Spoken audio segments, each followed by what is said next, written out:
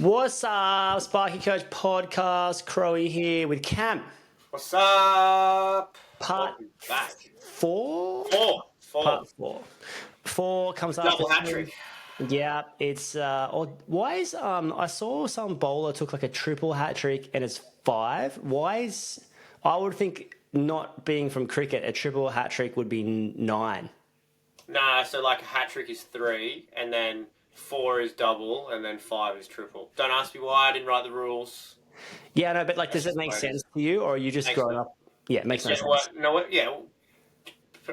Makes perfect sense to me as I stood at silly mid-on. With the helmet.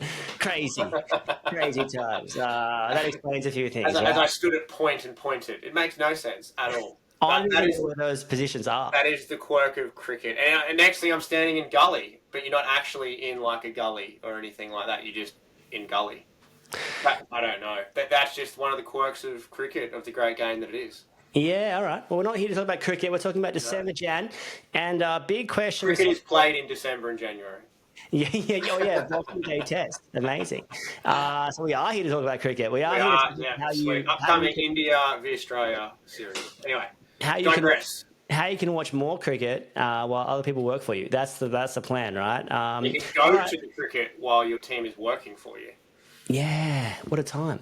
Now, here's the situation. We're talking about January clients, and you know, my question is, do you have clients that will provide you work in January? I think a January client's a fantastic thing to have. You can almost similar to repeat clients, just people giving you work. But you got to think about, like, you got to ask yourself the question in your business: do you have people that are going to sustain your January? You know, if you just work for Betty. And Betty goes to Lake Conjola, or where else does Betty go to? Probably goes down to the south coast of New South Wales to Ulladulla. Yeah. Lake Conjola, the same. Really? It's like literally just past Ulladulla. Crazy. That's where Betty goes.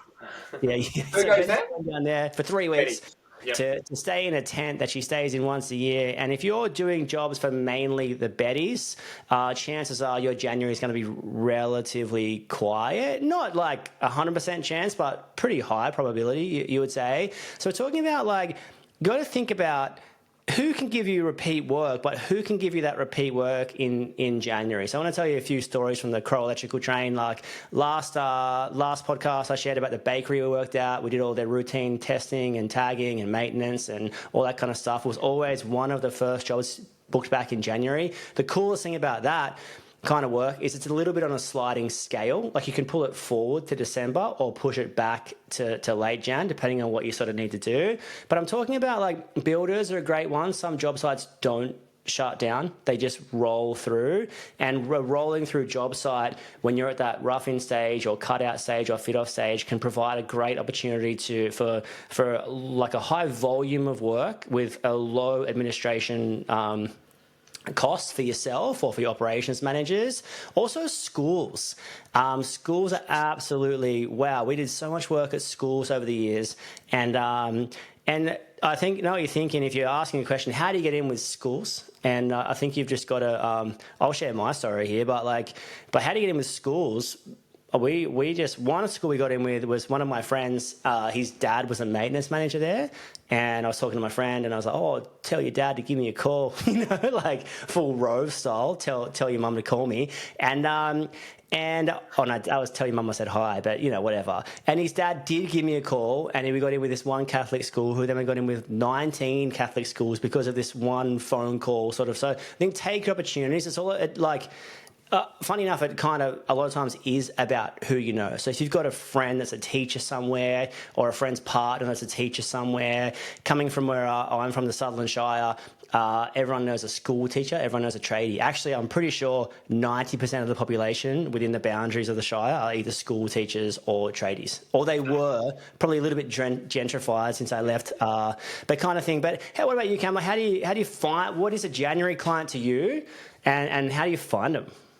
Well, a January client is basically someone who doesn't shut, is the way I look at it. So it's not dependent on holidays, not dependent on time of year, or they are dependent on the time of year, as in their main source of use is shut during that period. So, example, the school.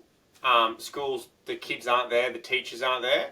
So it's actually the busiest time of year for maintenance to occur. So I look at it as the clients that don't close, and there's a continual need for the work. And so by going away on holidays or particular time of year, they aren't affected by someone having to be present. Does that make sense there? Like, so it's not like Betty, for example, you can't do anything at my house at the moment because I'm actually away for a month down at Ulladulla, for example.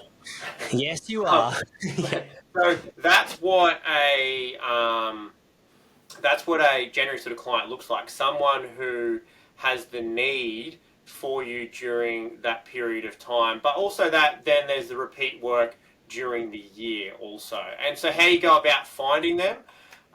Well, like Crowie sort of said, is have a look where people work. That's probably the easiest thing to have a look at to begin with, right? And you may have a heap of residential mum and dad style clients. They all have a job, right? So you might have really, really good relationships with particular clients. They might be business owners. They might work in corporate. They might work for particular industries or different sectors. So, I mean, I know we had Rob come on a couple of weeks ago just around sales side of things and having a conversation. A lot of the time it's simply is just asking. So just asking, hey, do you know, where you work, is there any need? Is there a contact person there? Is there a maintenance contractor? Is there someone like that? And it's been interesting in my time, met a lot of people and we've actually ended up working for their place of work, or they could be in a complex or a facility of some type where they put your name forward because they're impressed with what you did and you were able to facilitate it. But the thing is I think a lot of the times we, as a Sparky, we sort of sit back and wait for the opportunity to come to us rather than see if we can sniff that opportunity out. And sometimes it can just be as simple as, well, not sometimes, it is as simple as just asking the question. Now, if you had 10 clients, 10 Robos or 10 Bettys, and you asked them, hey, where do you work? What do you do with yourself? And then was like, oh, hey, do you have any need? Like, is there a chance that you could give us an introduction to that particular client? If you did a really good job and they're really happy with you, or they're already a repeat client with you, I would say that they would see if they could find a way to put you in contact with someone to have a chat. And these clients, so like you said, you got in with the Catholic schools, or 19 of them. They're like, I would say with the schools, you would have been almost at every single one of them over each school holiday period, just about doing some type of work nearly. Oh, 100%. So I think I love what you said about, everyone has a job, because I feel like so many people walk past the $200, $300, $400 jobs, or they try and stitch someone up on $1,000 invoice, or whatever. And I feel like it's just it's so short-sighted. Like, if you do the right thing by everyone and you got, especially if you're on the tools, it's a fantastic way to chat to people, get to know people, and really display your company's work ethic. And as you get staff, I think the only reason we got those schools eventually was because we were capable. Like, we had a team at that point. And they don't want like a one-person band, because it's like, well, one person can't service 15 schools or even 2 schools or even 1 school, because you're at that job and you're stuck, right? Like, they need someone who's actually capable. So that comes with time. The commercial clients come with time. Chances are you're not going to walk up start unless you've got an existing relationship. But I think it's about doing the next right thing and continually just asking the questions like, where do you work? Oh my gosh, like, do you guys have, do you guys need something? I can come and show it. Or just taking those organic opportunities. I look at our good January clients. Some of them I made like a pretty warm phone call. I don't think any of them were cold. Well, I'm just trying to think. Our big commercial client, I got to know just chatting to the owner one day, and we got along, and that kind of fell, like it was literally like the stars aligned and fell into place. Our other pretty major builder, I'd subcontracted to my boss a few years ago, who was aircon only. So there was no like crossover there. We didn't touch aircon, and he didn't touch electrical. So I made that phone call and got in off the back of pretty much his reputation. And I had met this guy before. Another one, did a couple of PowerPoints for my mate from church at that point, and he got us into his company who did like loans and stuff like that, like finance guys. And then they got a builder in, and then he was like, "Oh, I'll use my Sparky." So from those 2 PowerPoints or whatever, we're now in front of like a commercial client. Well, not commercial, but like in that, or I guess, yeah, commercial. Yeah. And now we're in front of a new builder who I'd never met before, all because of 2 PowerPoints. So I think that organic train, like the sushi train, it just keeps going round and round. As long as you keep doing the right thing, more plates will be added to the train. And then that guy got in with one of the schools, like local in Caringbah area, and then we got in with that. So it was like a lot of the January clients we had, we didn't have them at the start, but we got them organically from just, I guess, doing the right thing but taking the opportunities. And I think that's a big thing where people get stuck and they don't. A huge thing we're going to touch on here as well is like good relationships with other trades. So Sparkies, plumbers, aircon, like don't belittle other Sparkies. Like some people don't want to grow a big team or a team. So when they're stuck at a 1 and 2 person band, they don't want to service that school. They might get an opportunity and give it to you if you've done the right thing by them. So you've got to sort of like, I think you just got to try and be friends with as many people as possible. The more people you talk to, the more deals you do, the more people you talk to. Essentially that philosophy. But sometimes other trades hold the keys to key clients, and all you got to do is ask for an intro, and now you've got a warm intro, and a warm intro is sick. Like, Yeah, so 100%, yeah. I think relationships with other trades is fantastic, particularly Sparkies. Like, have a relationship with a Friggy aircon, because what you'll find, as in my experiences, generally speaking, as aircon or Friggy company grows, they naturally gravitate towards more commercial works, just through size and capabilities, because you're dealing with larger systems and larger facilities with a larger team. As you start to deal with larger facilities and larger units and stuff like that, you actually need more people to do the works, because it is one of those trades like carpentry, for example, is that you can't build a house by yourself. Like, it's not possible. Whereas, realistically, as a Sparky, you could do a whole house by yourself. Yeah, it's going to take longer than the average, the average bear, so to speak, but we are fully capable of doing it ourselves. Where, like,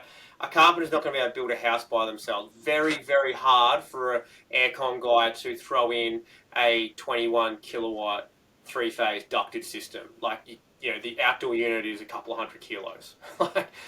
So when you start, they naturally gravitate to the more commercial scene. So if you can jump on their back by doing all their circuitry or, upgrading the board for them that needs more of it, they'll naturally introduce you to those type of clients, and then you get in with them that particular way. The other thing too is when you have good relationships with other trades is, I've actually, a plumber mate of mine, we actually don't do heaps of work together, but we just know each other, just the way it is. Like, as in, we don't actually, hey, you do this job, I'll do that job. We sort of have our own areas, but we've actually introduced each other to a lot of larger clients as well, just by being like, hey mate, who are you working for at the moment, and like, would you be able to give me an introduction? Like, that's literally that. And they could be happy with who they're using currently, but if you touch base with them, show them what your capabilities are, touch base with them again in 6 months, 12 months, then they know who you are. Then when the drop the ball scenario comes up, which is what we were talking about before, which happens a lot this time of year, towards the end of the year before Christmas, because people get busy and they're like, I'm not going to answer my phone because I'm too busy, or I'm not going to show up to that job because it's not really worth it, and you drop the ball, is that then that you're front of mind of like, and they're like, oh, hey, Robbo, what's your mate's name again, the Sparky, who's called me a couple of times, and he's like, oh, it's Crowie. And he's like, sweet man, can you just give me his number again? I'm just going to give him a call. And then so you've created an opportunity by maybe putting in 6 to 12 months work and I mean, when I say work, I'm like, you probably sent an email or two and probably made a handful of phone calls. So good relationships with other trades is you can lean on them. And then generally speaking, the other thing I find with having good relationships with other trades, and even within the electrical industry also too, is you can have a little bit of a screening process to be like, hey man, I've got an opportunity with this person. Have you worked with them before? Or better still, one of your mates in another trade works for them and they vouch for them. Because there's nothing, I'm sure we've all been there. It's like someone comes to you and you sort of get burnt by a client because you have no way to screen them.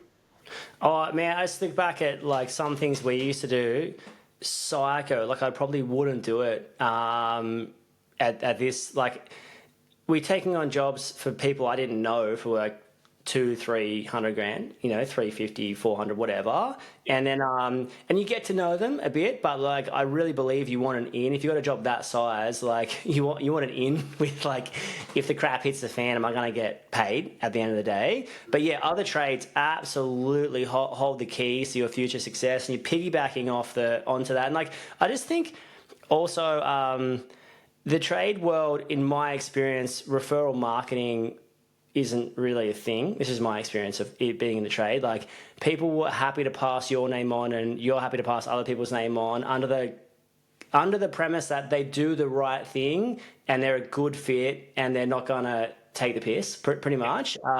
That's really important. I know for me, I referred, I don't know, I'd love to know, like millions and millions of dollars of work to other trade friends. And just because I'm like, yeah, you got to use Chris, shout out to Chris, the big yarrow dog, the plumber, and my friend Tom from Rylec, like, giving these guys so much work and receiving that work from them too, like that's such an important part. Never for a case of beers. I wouldn't be opposed if Chris sent me a case of beers, but always under the impression that like, we're all in this together. I'll pass on, if you look after this, I'll look after you, that kind of thing. I think that's like, there's a deeper currency than money at stake with referring people, and it's trust. And that's what we want to sort of channel in. And the trust comes back to like how you handle that $200 callback, or how you handle that difficult client, or, if you turn up when you say you're going to turn up, or if you answer the phone or get back to people, like all these things that are seemingly small make up the non-negotiables of a business, and the non-negotiable of a business show people what you stand for or what you don't stand for. And if you can continually stand for the right thing, you're not going to be perfect, but if you continually show up and do the right thing, you'll keep finding yourself in good positions in front of good clients and in front of better clients. And that's just the organic nature of the trajectory of business growth. So I think it's really, really interesting. And I think it just puts emphasis on, if you're starting out, yes, you got to hustle. Yes, you got to make some calls. Yes, you got to take your opportunities. A cold call is not as good as a warm call, but it's better than nothing. So it's like, flyer drops, like you just don't know. Back to the January clients, I met one of my best January clients in terms of this IT company through BNI. Like, I just don't think where that next amazing client's going to come from. It might be through Google Ads when someone finds you and they use you, and then they run some nuts company and they get you to go do work over there. Like, you don't really know. So the more you do, the more it's going to happen. And the less you do, the less that can happen. It might be from a Facebook post. You don't know where you're going to meet that person, but you can almost guarantee that at the better relationship, the stronger the in, you might even say. And there's other factors from there that go into it. Like, you've got to know your numbers. You've got to so you see some people get amazing opportunities and go in too high. I literally sat with someone this morning that mentioned his hourly rate, and I was like, oh, that's good, but you're boxing yourself into it's great. It's a high rate, but you don't need to be that high. Like, you could do it for less and still make really good money. And the rate you're at is good because you're servicing 40 hours of work a week. But when you've got to service 160, 200, 240 hours of work, that rate is going to be hard to sustain, and you're going to burn some bridges along the way. And I'm all for making money, but you don't have to be so aggressive sometimes. And that was from they got advice from someone else who sort of shall remain nameless at this point. Doesn't really matter who it was, but I'm like, it's bad advice if you don't know how you landed that number and know how to skin the cat in different ways. So it's like sometimes you can be gifted a great opportunity and literally burn the opportunity through a lack of education, whether that's through numbers or handling, or you can burn the opportunity by not getting the quote back on time. And not only that, you got to watch as well. Like, you're always on alert. So if Chris the plumber gets me in with, let's say, a commercial client, and then I let that commercial client down, Chris is going to know about that. So he's now not going to refer me on to someone else, and that's going to directly affect my relationship with Chris too. So you see that all the time. People get in these amazing positions of opportunity, and then they drop the ball. Usually they're doing all the major things right, and they get the minor thing wrong. The invoice is late, the variation isn't discussed, the phone call's not picked up, the text message isn't gotten back to. Like, what you name one of 10 small things or seemingly small things, but they make a big difference, and all of a sudden you burn the trust and you burn the reputation, or you risk the trust and risk the reputation, and it can come crashing down. So you always got to be sort of on alert, I would say. Yeah, no, couldn't agree more. Because just touching on that interesting one around a high rate is that yes, it can be. It's really good. Like, I'm not going to sit here and say it's not good to make money. Like, that's a ridiculous comment to make, or thought process to have. But what it can be, what it often does is it may be excluding you from a particular market that you may want to be working in. And some of those markets have the ability to be that January style client who can give you that repeat work that you're looking for. Now, it might not be for everyone, and that's totally okay. Like, there could be, hey, I'm happy just, us, 3 or 4 of us, and we just do that residential style work. But I can tell you, as you need to get from 40 to 80 to 160 to 240, up to 300, 400, 500 hours plus a week, you need a consistent pipeline and a consistent flow of repeat style work to be able to fulfill that level. And with that capability there also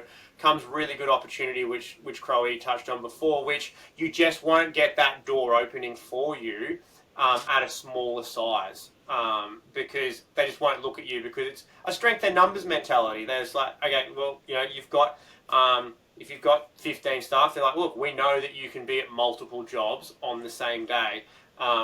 Whether or not, like, those multiple teams are all like absolute gun teams is irrelevant to them. It's the fact that they can know that you have the ability to at least be there and present on site. So it's a really interesting one about trying to find the market that you're looking for and how the factors that come in at play to sort of get you in that direction. And I'm a big believer that always be on the lookout for the next opportunity. Like, don't ever shut that door on where the opportunity goes, because I've said it before, you always want to be looking for sort of gold star, gold standard. So, yes, they're the ideal clients that you're looking at working for, type of work-wise, but then not only that, they're actually just really good clients to work for too, because you can have the ideal client and they're ho-hum to work for. Yeah, they pay, but it's on their terms, sort of thing. And yeah, it gives you workflow, but it's sporadically organised, as in like, hey, yeah, FIDOS ready to turn up, and you're like, man, the house isn't even painted. Like, what are we doing here?